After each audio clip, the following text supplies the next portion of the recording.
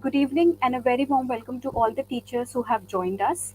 Today we are conducting Samwad on the topic Cultivating Emotional Intelligence, Strategies for Greater Self-Awareness and Empathy, and we really hope that you'll enjoy this session.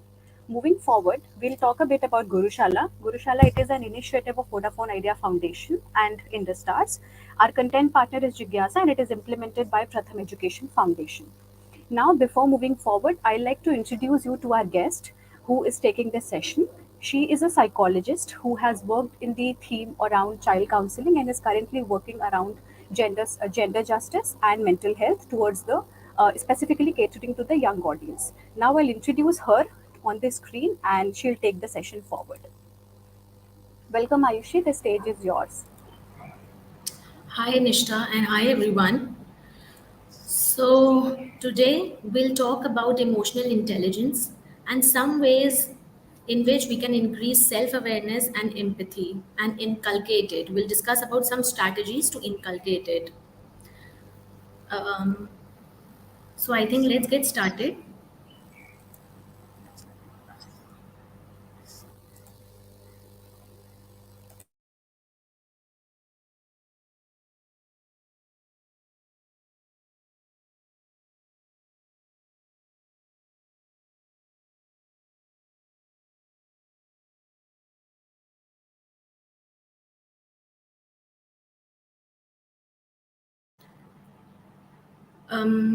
I think because of some reasons I'm not able to see the PPT. Nishta, is it all right if I share the screen?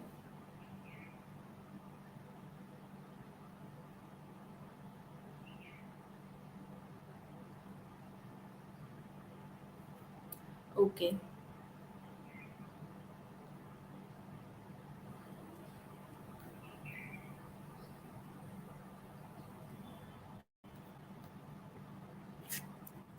Meanwhile, teachers, you can keep commenting on the topics which you'd like to speak, and in the meantime, we'll basically move forward with the session. Okay. So, first of all, let's get started with what is actually emotional intelligence. Before that, I would like to tell you that the PPT is divided into three parts. We'll discuss about what is emotional intelligence, why is it important, and some ways in which we can improve our emotional intelligence. Then, what is self awareness, why is it important, and ways to inculcate it. And likewise, we'll move to empathy. What is empathy? Why is it important? And some strategies or ways to inculcate it. Now, when we talk about emotional intelligence, so there was a psychologist known as Daniel Goleman. He has also written a book on emotional intelligence as Ayushi, well.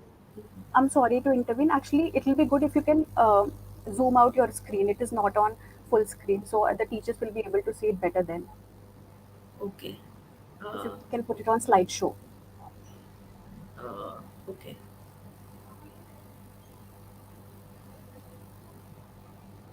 Yes, it works. Thank you. Okay. Is it visible now? Yes, it is visible. You can continue. Okay. Yeah, so Daniel Goleman gave the concept of emotional intelligence. Let's see that what his definition says. It refers to the ability to recognize, understand, and manage one's own and others' emotion and to use them effectively in interpersonal and social situations. We'll just understand this definition word by word. He refers, he starts the definition by saying that we first recognize our emotions. Now, how do we recognize our emotions? Recognizing is very easy. All of us are able to recognize our emotions. When we are happy, we are able to recognize. When we are sad, we are able to recognize. The difficult part actually comes in understanding and managing our own and others' emotions. That is how we differentiate that one is emotionally intelligent and the other person is not.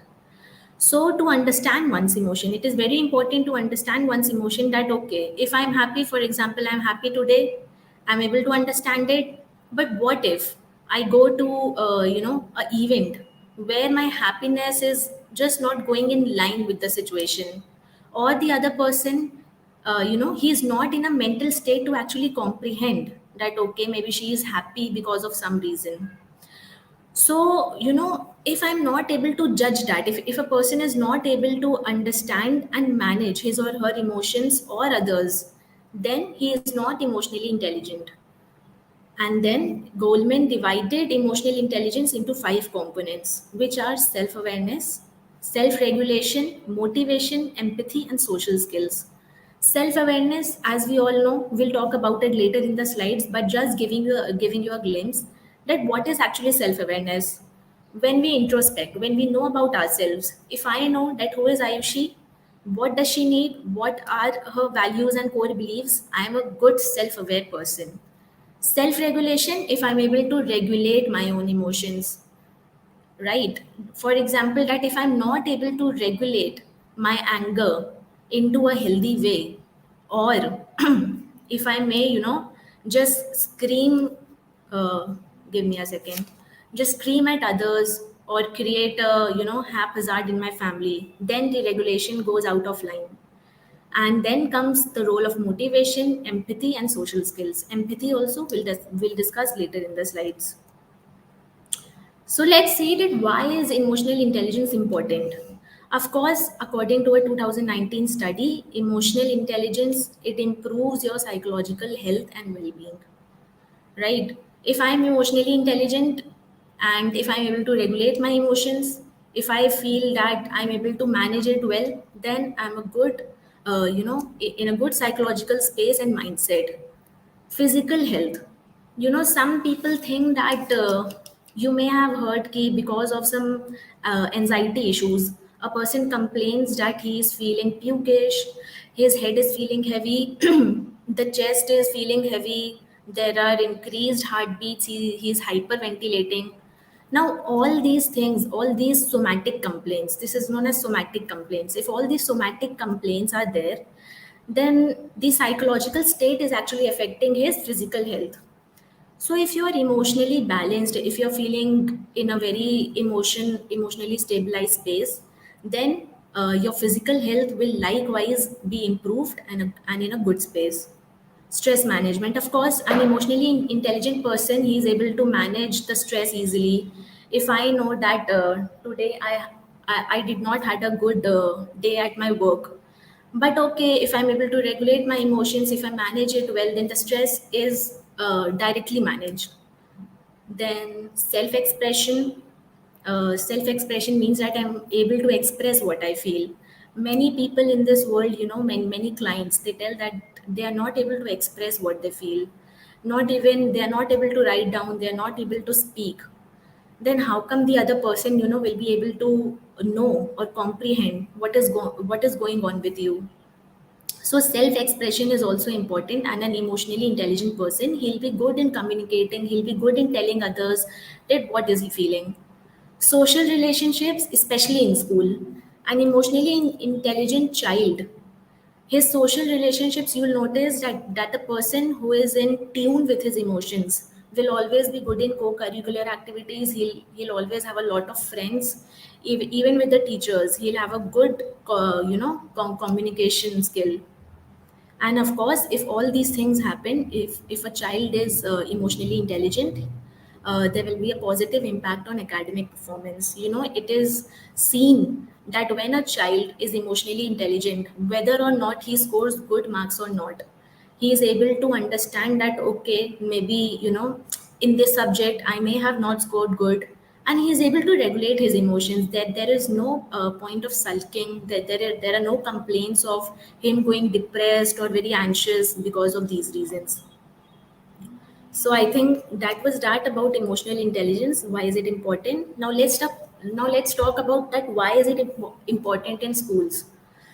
So just give me a break.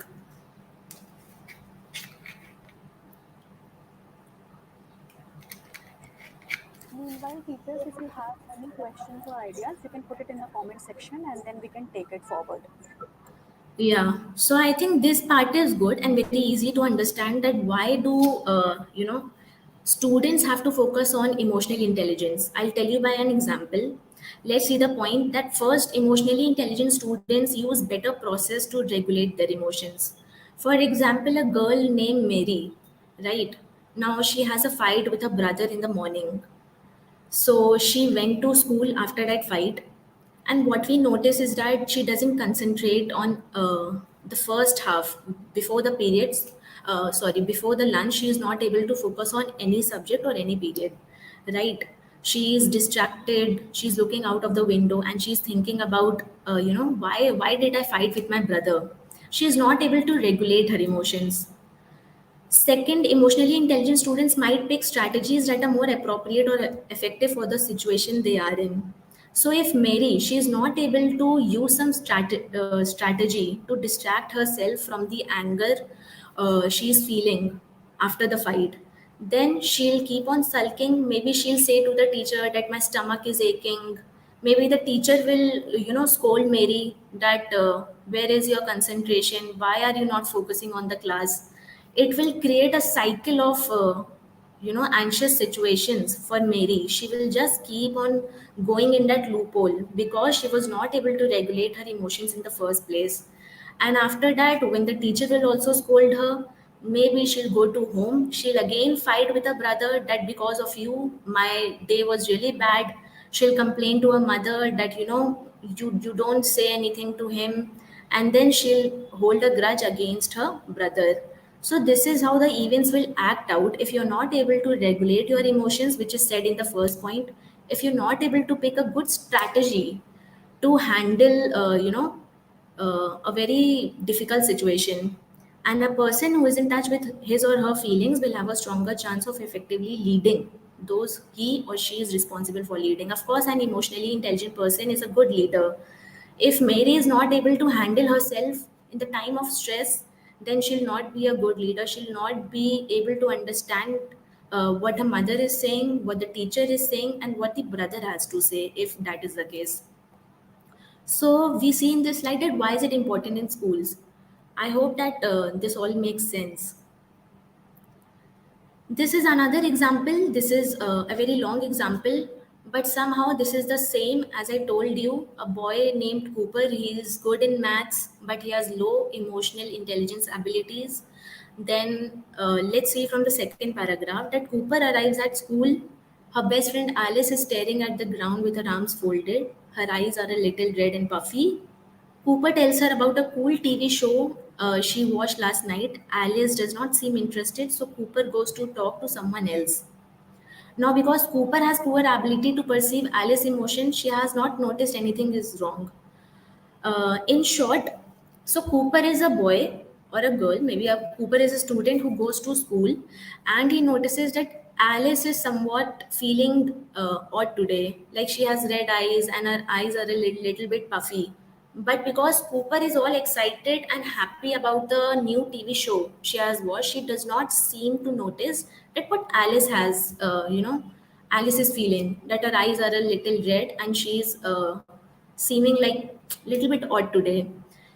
Because Cooper is not able to perceive Alice's emotion, she has not noticed anything is wrong. Alice is upset that Cooper did not show any sympathy. Of course, when you are angry, and happens with us also, that when we are very teary eyed or we are feeling sad, and if someone close to us does not notice, it makes us think that why has she not noticed that I'm sad today? Why has she not questioned me?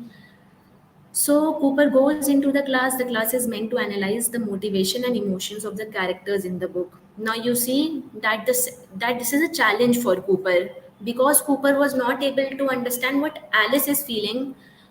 He was not able to perceive Alice's emotions. This assignment will be a bit of challenging because the class was meant to analyze the motivation and emotion of the characters in the book.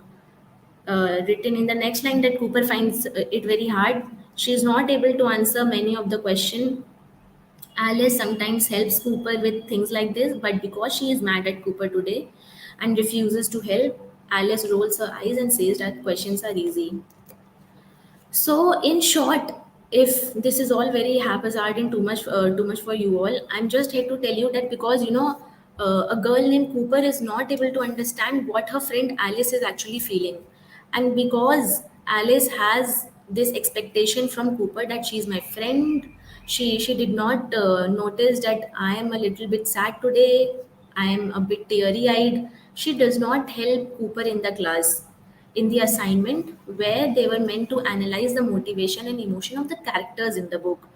When Cooper failed in real life to understand and perceive the emotions of her friend, she did not complete this assignment, and hence Cooper felt ashamed. And she's also at Alice that Alice did not help her. So it created a lot of conflict, right? Because a girl named Cooper did not have the emotional intelligence to identify what her friend is feeling. So I think this was all about emotional intelligence. Then this is a differentiation between low emotional intelligence and high emotional intelligence. As you all must have, got an idea that a high emotional intelligent person will always be ambitious. They will be good decision making. They will be stable with their emotions. They'll be a good listener. They'll be very careful, confidence, and everything. Whereas a low emotional intelligence person will be bossy, there'll be all sort of emotional instability like aggressive, demanding, egoistic. Then they'll be selfish, they'll be poor listener, they might be impulsive, very quick to react, they'll be resistant to change. So this is a differentiation. Yes, and Ayushi, just to also give a context to our teachers. So, teachers, with the example before, we were trying to, as you know, that there was a conflict between two type of students. We are not able to see the evident emotions. Now, there only the concept of empathy also comes in, which we'll talk about later, obviously, in the slides, and how it is very important in students to inculcate that. And now we are trying to understand the basic difference between a low emotional intelligence person and a high emotional intelligence person, and how they'll react in different situations. And also, in the meantime, if you have any questions or suggestions, or if you have any classroom specific examples to share, you can do that in the comment section. Our expert will be more than happy to pick that up. Yes, Aisha, we can continue. So let's talk about what is self-awareness. Before going into the definition, as I already said, that if we talk about self awareness in a layman language, it is getting to know about yourself. For example, what is Ayushi, what are her core beliefs, what are my values, what is my skill set, what makes me angry, what makes me happy, etc, etc. When a person thinks about himself or looks deep within, then that is known as self awareness. As you can see in this picture, it's a very beautiful picture that a girl is looking in the mirror. She's actually looking at herself. So this is how self awareness work, that you look within yourself, right? So self awareness is described as the ability to recognize and understand one's own emotion, thought, and values, and how they influence our behavior. So many people have a confusion between consciousness and self awareness. When you're conscious, then you are actually conscious about your body and your surroundings. But when you are a self aware person, you tend to notice each and every detail, not each and every, but most of the detail that is in the environment. For example, what made you feel uncomfortable in a bus, or what made you happy when you went to the mountains. So that is a self aware person when he knows that, okay, this thing made me happy, this thing made me sad, and how I reacted to it. Then why is it important? Why is it important to be a self-aware individual?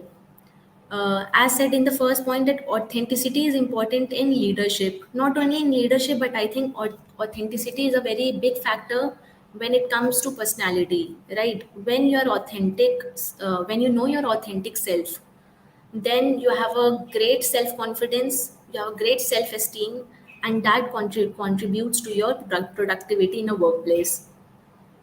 So, understanding who you are and what you want to accomplish. This is self awareness. Authenticity is important in leadership in order to build trust and maintain good relationships, and valuing others' opinions so you can build better relationships and adapt to the needs of your team. Realizing why you do what you do, this will improve your confidence and help you communicate your reasoning to others. So as I said, that if you know that what is your authentic self, who you are as a person, what do you need, and what are your aims and objectives in life, then others will value your opinions. There'll be a great confidence, the communication skills will be very easy. You will be very easy to communicate with. People will like talking to you, they'll share their ideas. So this is how, a good self awareness builds a smooth road for you. Now we'll see that what are the ways to inculcate self awareness. So first is active listening. Now, if we talk about active listening and other skills that we'll talk about in a school setting, then we'll talk about how do we inculcate these techniques in student, because it is very important for a student to understand that what is active listening and what is empathy. How do we raise our self awareness? So, what is active listening? Active listening is a key part of helping create two-way communication, and it is about far more than just paying attention. Of course, there's a difference between we say that someone is listening and someone is active listening. So, when you are actively listening, there's a lot of eye contact, then there is a lot of facial expression, there are a lot of body gestures, and the other person will actually come to know that the person is just listening for the sake of listening or they are actively listening. And also, when you actively listen, you tend to follow the semantics. You understand that what the other person is actually saying and what is the meaning behind it.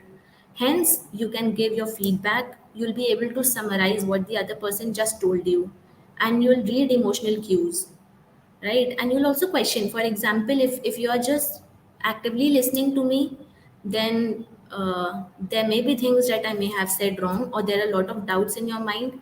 Then you will raise questions, you will give me feedback. So I think that is how active listening works. Now, how do we practice it? As I said that when we talk about that how do we inculcate this in students, then you have to follow these 4 points, focusing on both yourself and the student during a dialogue, right? Being aware of your non-verbal cues, validating that you have listened through appropriate responses, and maintaining awareness of the environment. So why am I telling all this? Actually, because a student has a lot of complaints that people don't listen to me, my mother doesn't listen to me, the teacher did not understand what I said. So maybe, we can try on our part to actively listen to what the student is saying. So these are just these 4 points that you need to follow. I think the second one is very important, being aware of the non-verbal cues, because many a times if, a student comes with a complaint of bullying and he is not able to speak to you, and he's stuttering and stammering in between. But I'm pretty sure that he'll give you non-verbal cues. Either his hands will shake, either there'll be a very emotional eye contact, he'll be teary eyed, his voice will shake maybe, and there will be something uncomfortable about his whole body gesture, which will tell you that the student is not able to communicate something which he wants to communicate. So this is all about active listening, that you're able to decipher the non-verbal cues, you're able to make out what the other person is saying beyond just what he's speaking. You're able to actively listen and decipher, right? And the last point is maintaining awareness of the environment. Even, for example, that the student has come with one of his friends to tell you that he's being bullied, right? And the other person, the other student who is with him, she is actually pinching him, telling him that don't tell this to ma'am, what will she think? So you have to be aware of these things about the environment also, that the child is feeling uncomfortable with the other friend, or he is shaking, or he is not standing, he is fidgeting, he is doing his pen like this.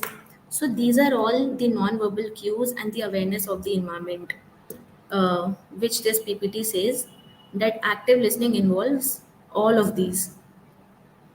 Also, just to add to the active listening part, while you were explaining, I also pondered on the fact that once I heard in a podcast that it said that we actually listen to others not to understand but only to respond, which actually shows how seldom people have this quality of actively listening. We always believe in the act of responding or answering to your question. We hardly believe in the fact that how even listening to others, because if you'll not listen, there'll not be sharing of ideas or what the other person thinks. So I hope that teachers will also be able to take some they will also have some classroom specific examples to share with us. And as you mentioned, like the whole case of bullying, it's very evident in every classroom across every age. And I hope like with this, teacher will also ask questions. And so we have a question by Abhay Srivastav sir. He's asking that what three tips we can give to parents to actually make them realize that their child's emotional intelligence is also important, and they should invest time and effort into the same. So I think overall, if you'd like to give, not basically pondering on the number three, but overall tip, how they can acknowledge and take into account the child's emotional intelligence. Okay. I think we'll take all the questions in the last of the session, at the last of the session, Sure. right? Because, yeah, it will just break the stream of ideas. Yeah, So, you can. yeah, actually, Nishtha, you were right. A very good point that you said, that we listen just for the sake of listening and just for the sake of responding. So, I think that is all the active listening part summed up. Yeah, so let's go on to the other technique which will inculcate self awareness, and that is self talk. I think self talk is one of the most common strategies which is used by mostly every individual. Let's understand this by, taking our example only, that when things go wrong, we often talk to ourselves. And I think that is the, you know, easily available therapy that we give to ourselves when we start talking, and we talk to ourselves that okay, this situation went wrong, अब उसको कैसे सही करें, how do we, what is the solution to it, and what is my mistake in this, right? So this is self talk in layman language, but of course let's talk about that, how can we inculcate self talk in a classroom setting. So there are three parts in this. The part one says the teacher introduces the concept of self-talk.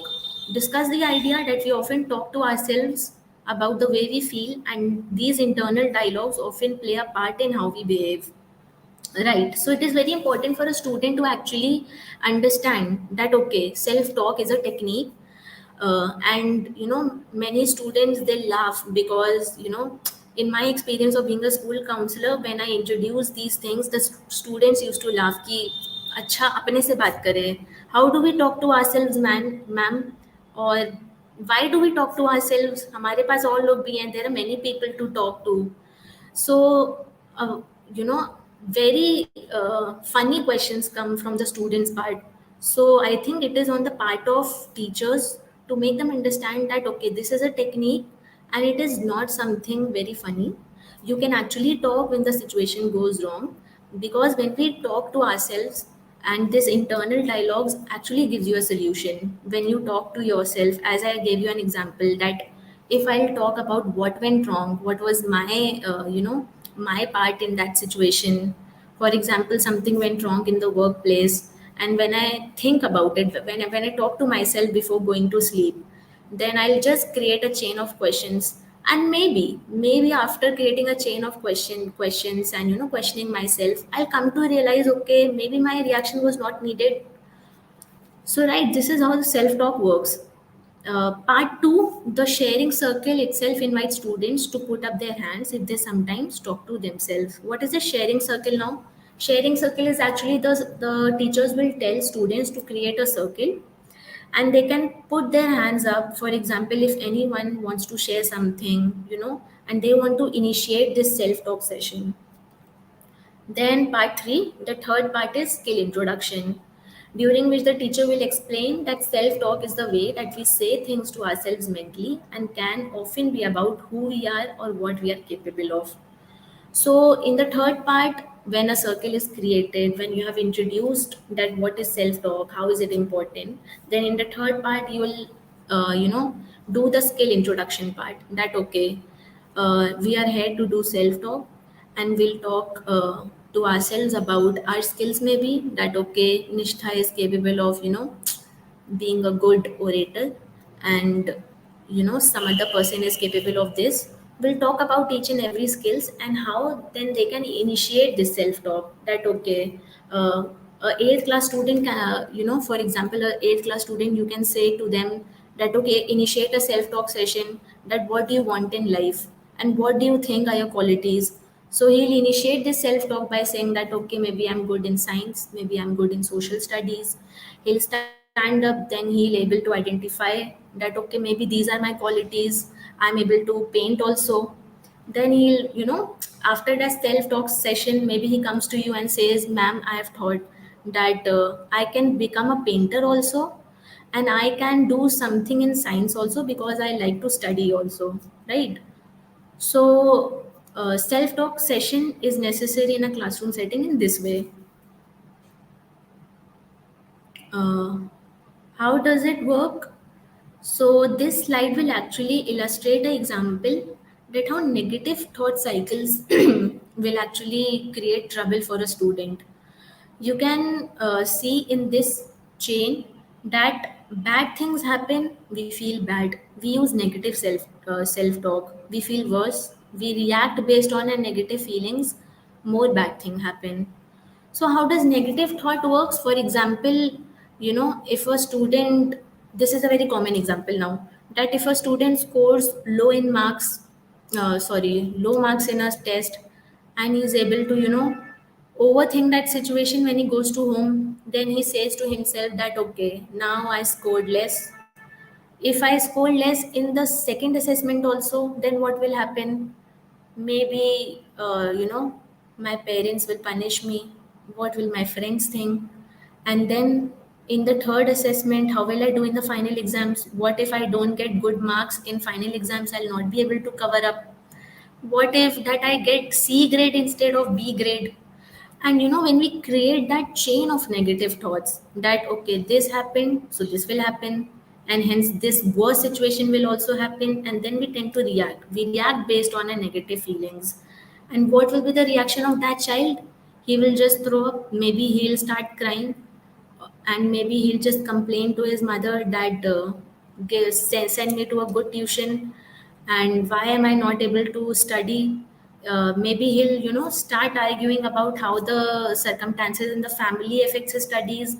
And I'm just giving an example, that how this chain of negative thoughts will eventually lead the child to behave in a negative way, and hence more bad things will happen. The mother will maybe feel agitated that what has happened to the child, why is he behaving in such a bad manner, and hence a conflict will be created in the home situation also.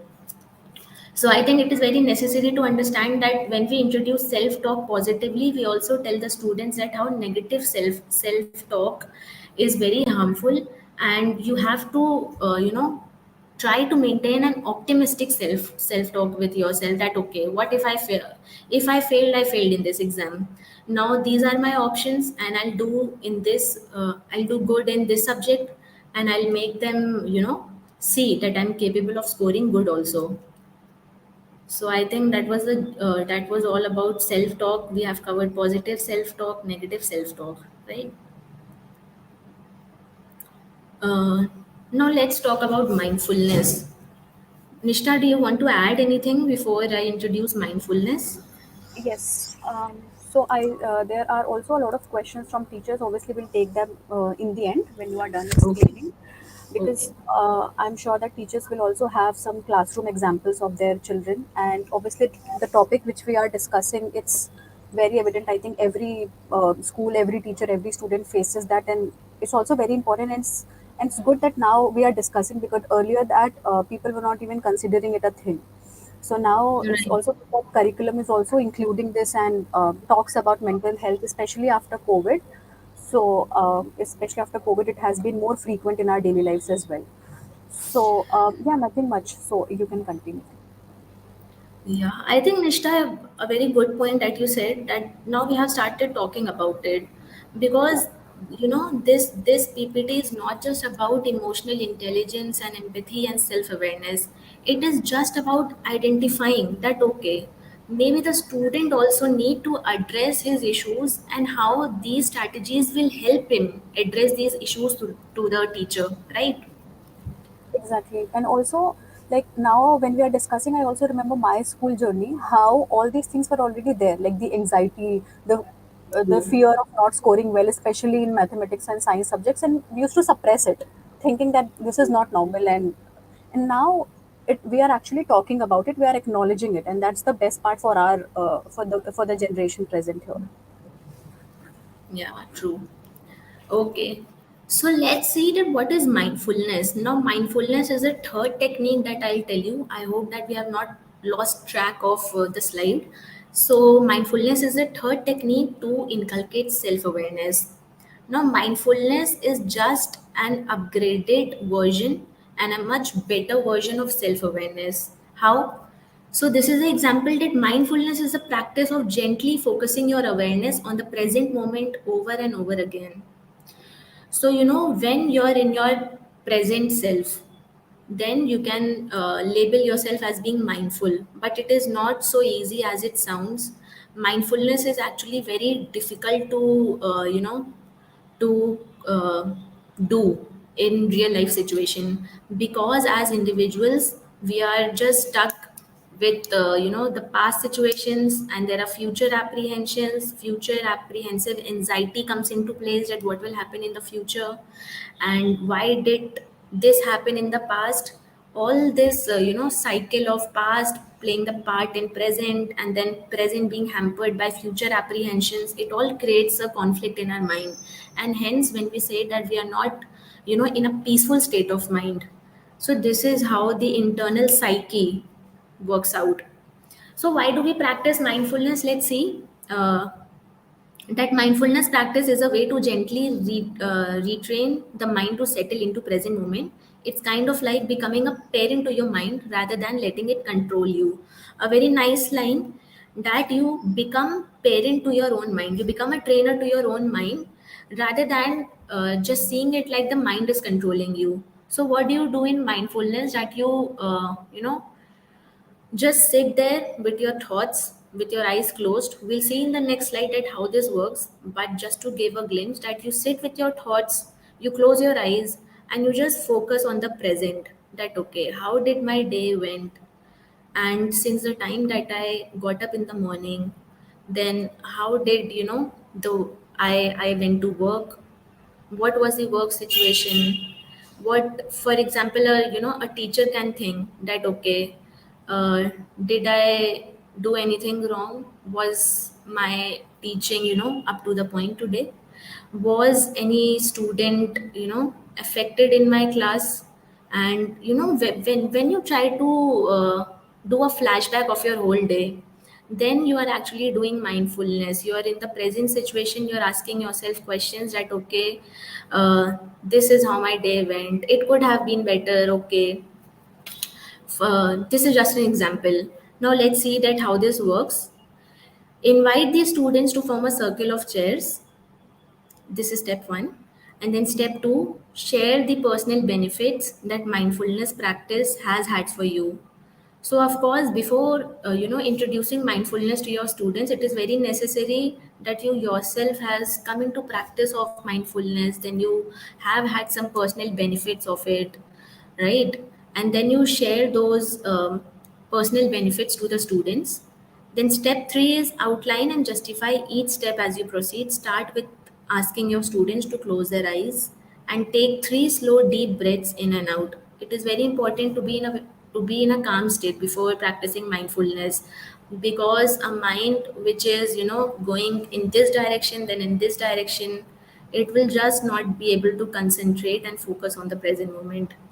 Step 4, emphasize on reflection. As I said, when you reflect on the whole day, when you reflect maybe a moment just 1 hour before also, that part of reflection is very important. This is a very key part in mindfulness. Example, now we are going to hold on, focus for a little while. We just focus on where our air is entering and exiting our body.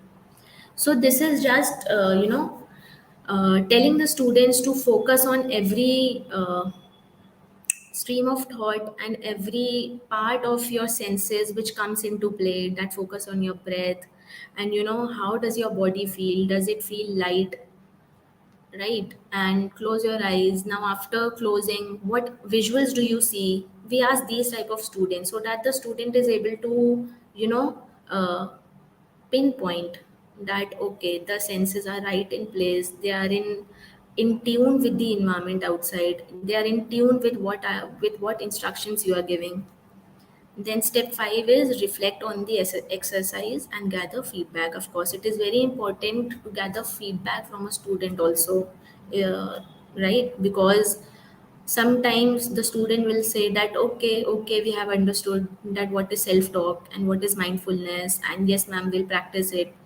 But until and unless these soft skills are not understood by the student, he or she will always have a problem in managing his emotions. So it is very important to make them understand that how did the mindfulness of maybe 5 minutes also worked out for him. Did it work out? Did they understand that why closing eyes was necessary? That why were you asking questions like, are you able to feel the air? So it is very important for them to understand and grasp this whole process. So this, sorry, a keynote here is that the subject of this reflection may vary.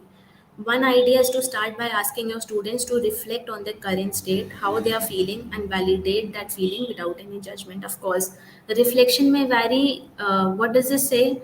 That, for example, if I practice mindfulness and I go into reflective stage, I start reflecting. Maybe I'll speak about some bad experience, and maybe if I ask the same to Nishtha that okay, now you also start reflecting, maybe she'll tell some good experience.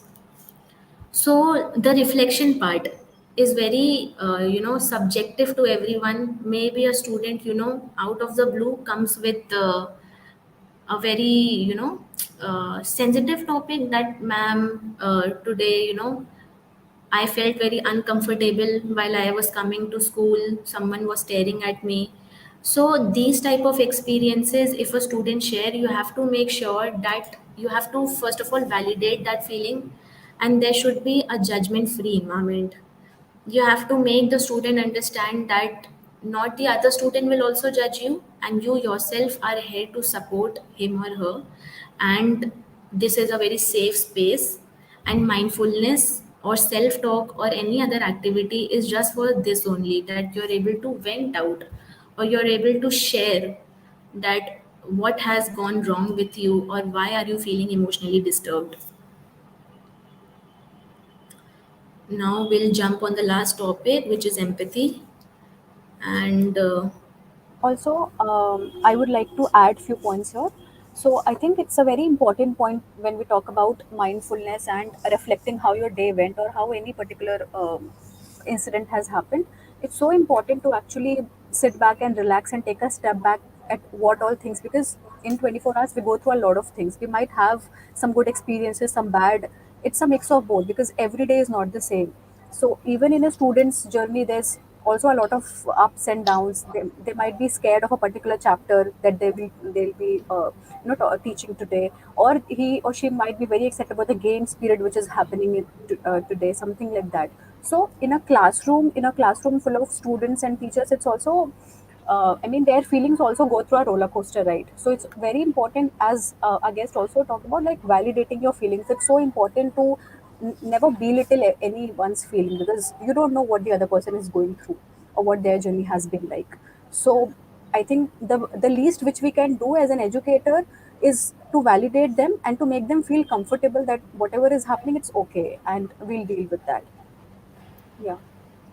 true. Yeah.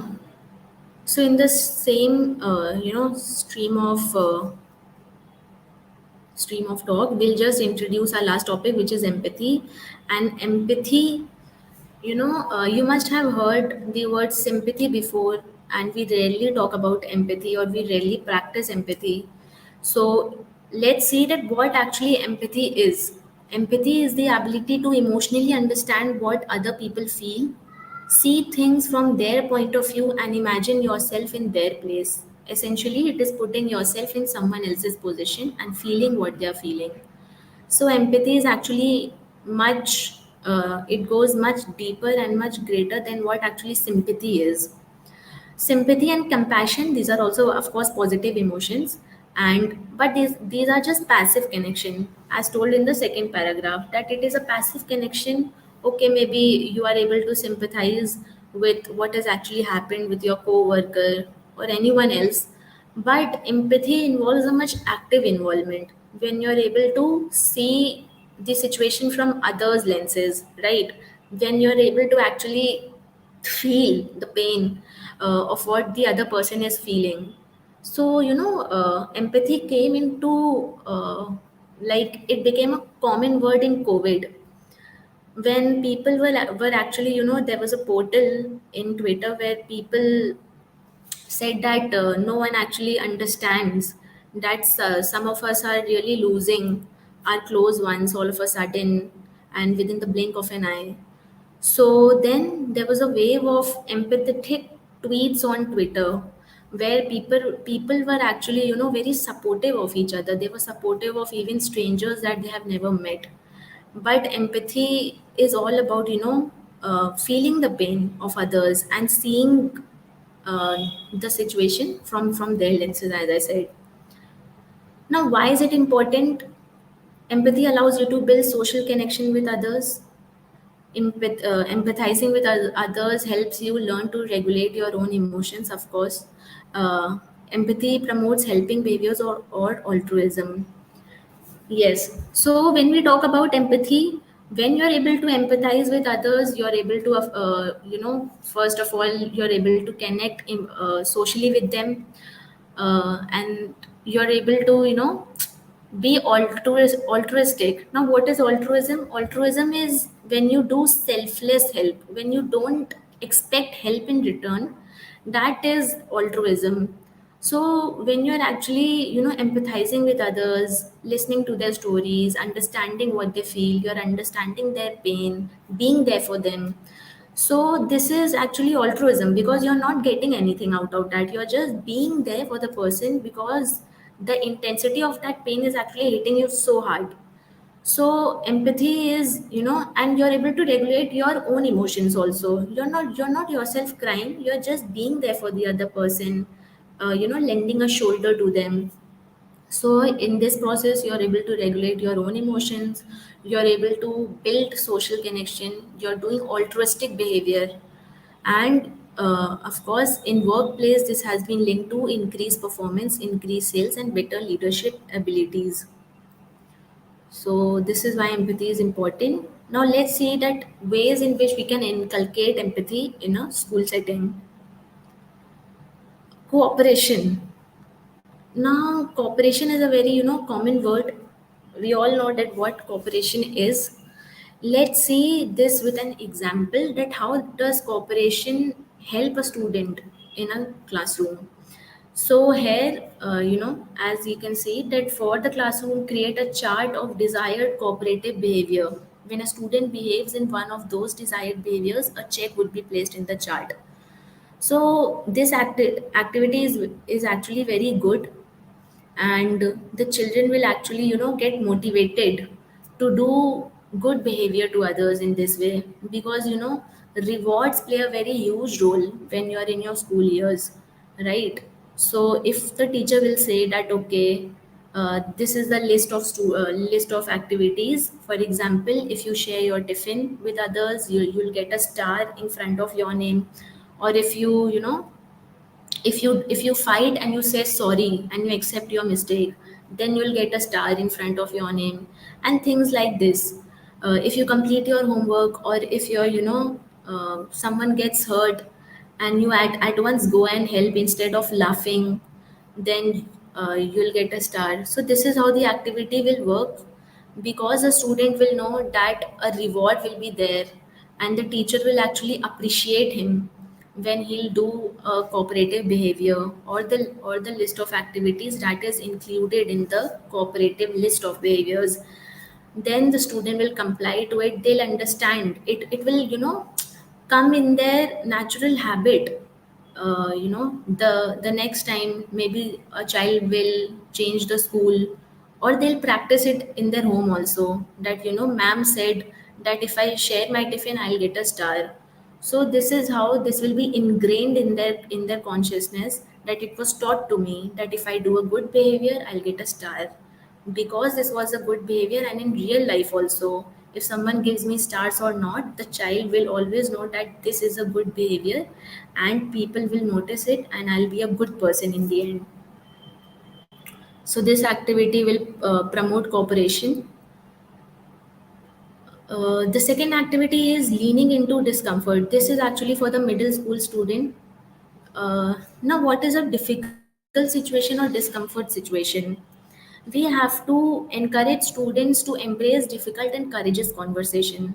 This is, not a very common activity we see in schools, right? Because often we don't talk about something which has actually left you emotionally drained or emotionally unstable.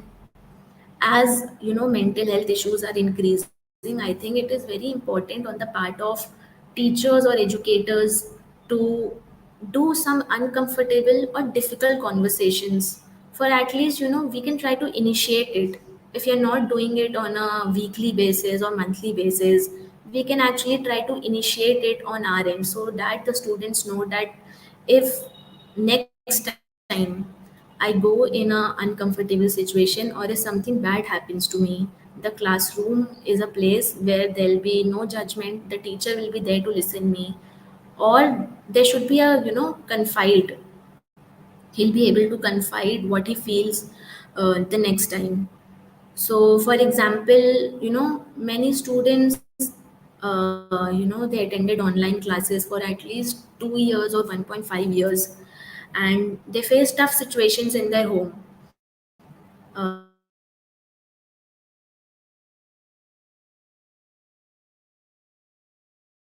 was no support system, tests were taken online, and many things were happening.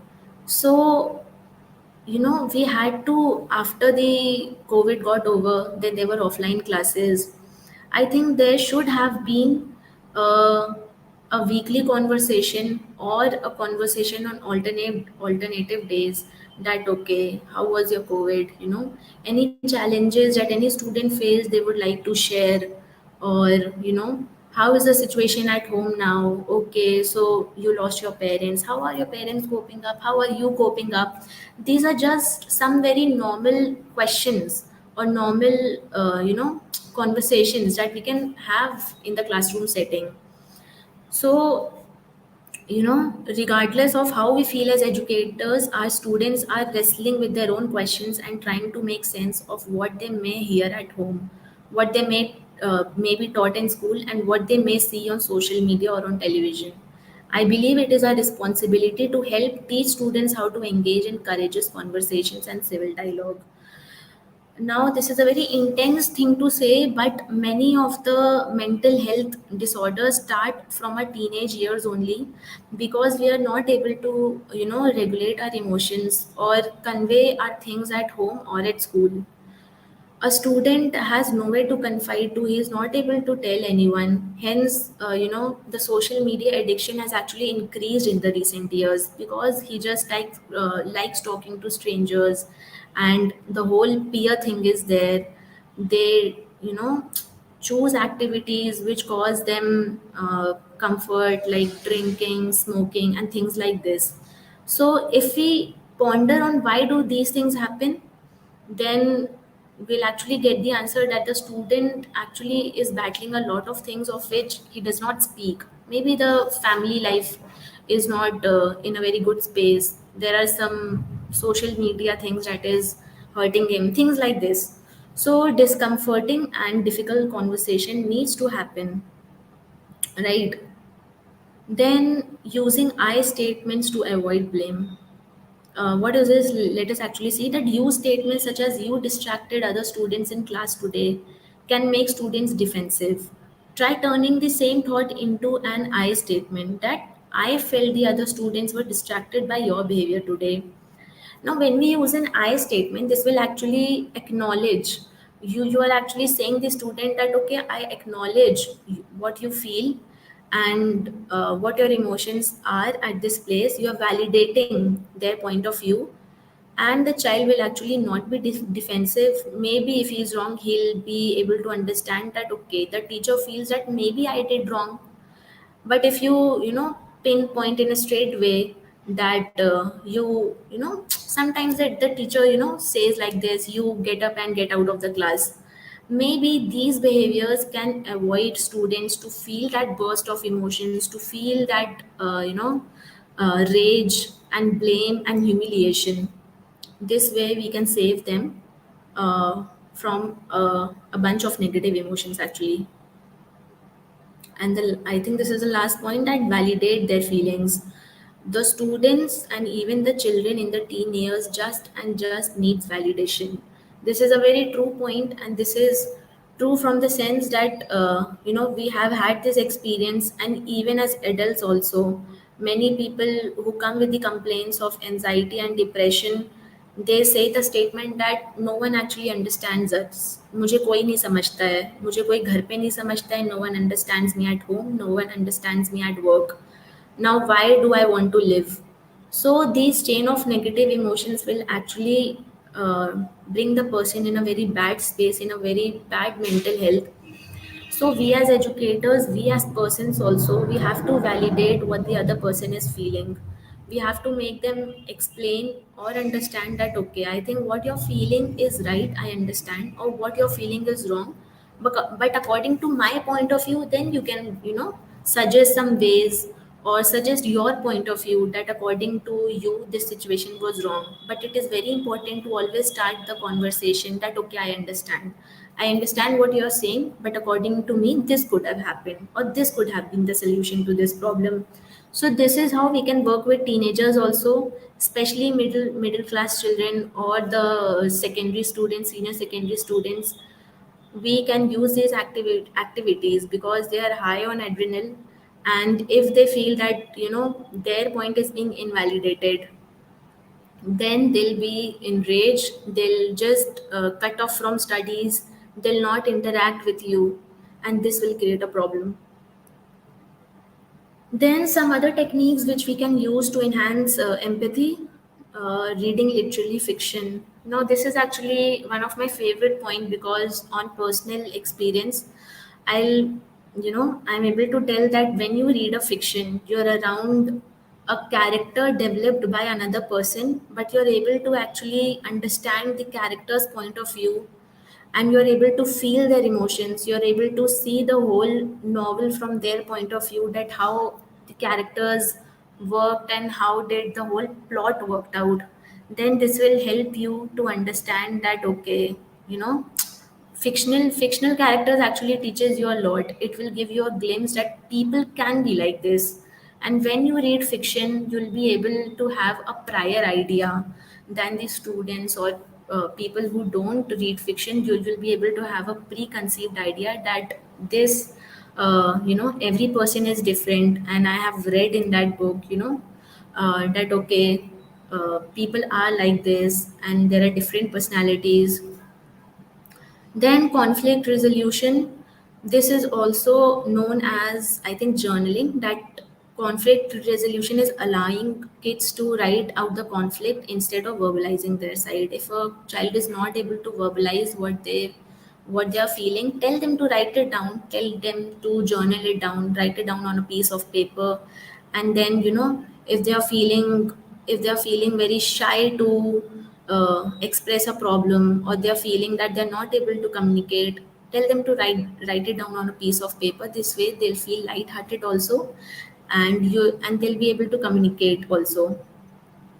Then the last is the alphabet game. This is actually very good and interesting game that you can play, that you introduce this to students. For example, as a class, you see how many different emotions you can come up with for each letter of the alphabet. For example, A is for aspiration or ambitious, then B is for some other emotion, then C is for cheerful. This is how you play this game, and this is very interesting. The students will be able to identify with a set of emotions that they may not be aware of. Then five emotional intelligence example from movies. You can have this activity.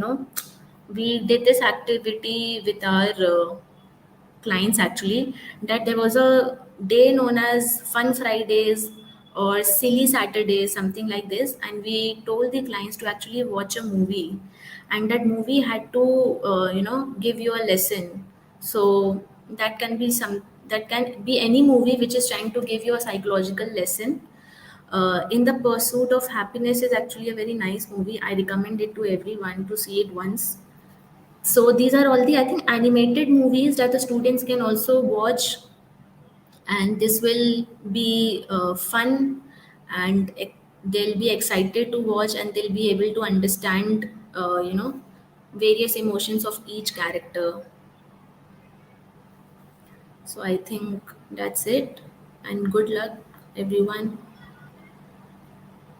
Jean Piaget, the psychologist who gave the concept of development psychology, he said that the goal of education is not to increase the amount of knowledge, but to create the possibilities for a child to invent and discover.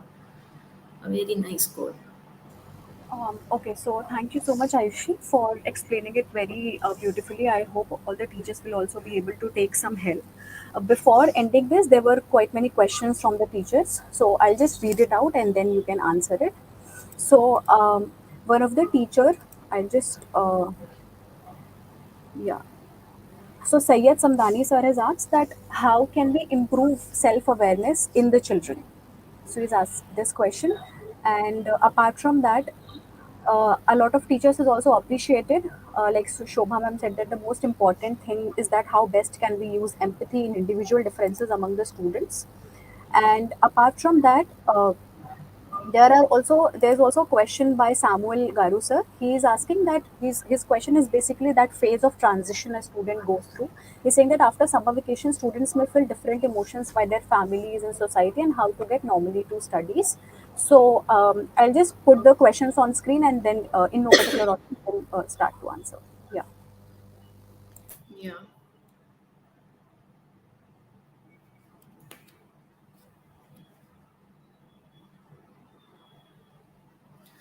So I think this is a very good question, that after summer vacation, students may feel different emotions by their families and societies. How do you get normally to studies? Uh, so Samuel sir, I must say that a very valid question.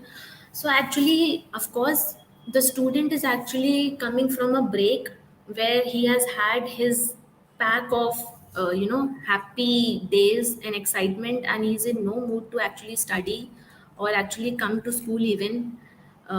So what we can do as educators is that instead of jumping straight to studies and coming to class and talking about, okay, two months before we were on this chapter, or we can start from a lighter note, that how was your summer vacation, so do you want to study today or not, and what did you all do, and maybe share your experiences also. So maybe create a lighter atmosphere there. I mean, this one thing I must tell you from my side as a psychologist, that there is no great activity that you can do from your side. You only have to be there for the student and tell them that, okay, what they are feeling as students is fine, and how you as an educator are there to support them, are there to understand that, okay, the 2 months were very filled with fun and excitement, and will not start today with the studies, and start tomorrow, but also make them understand that this will not go on. I mean, make them understand that the fun is over and their vacations is over. So just do this on a to create a lighter atmosphere. Yes, and there's also a question by Kennedy ma'am. She asking, I think, a very valid question. She is asking that how we can be accommodative of diverse emotional issues in a classroom and how can teacher actually foster that. How should teachers foster emotional flexibility and be accommodative of diverse emotional issues in a classroom? Okay, so I think first of all, we should understand that if a student addresses any emotional issue from their end, And this can be any emotional situation, right? There can be, you have to be accepting of the fact that the student can actually tell you any situation in which he or she was in, and it was very uncomfortable, or it can be very, even make you go speechless. You just have to sound accepting, you just have to validate, ki, okay, you went through this and I'm so sorry that you went through this. And maybe give solutions on how you can help, on how the school can help, actually how the authority, how the school authorities can help the student. So I think accommodating a diverse emotional issues comes from the fact that you're first accepting of it, you're validating it, and you're being non-judgmental about it. Yes, and apart from that, there has also been words of encouragement for you. So a lot of teachers have said that it's a very apt topic to discuss, and I hope that the teachers will also be basically able to put these class whatever we talked about self-awareness, empathy, cooperation, how to inculcate all these in students, so they'll be able to through various techniques they'll be able to put that in their classroom. So before ending this, teachers, there's also a attendance form, so the link will be put in the comment section and you can fill that Google form and for your certificate. And apart from that, there's also a summer camp being launched by Gurushala. It will be started from 8th of May. The timing will be 10th. The registration of the same will also be put in the comment section, and we'll urge your students to participate and come in that and be participative of the themes. And thank you so much for your active participation throughout the session. Thank you so much, Ayushi, for conducting such a nice session and with so many apt examples. Thank you so much. Yeah. Thank you.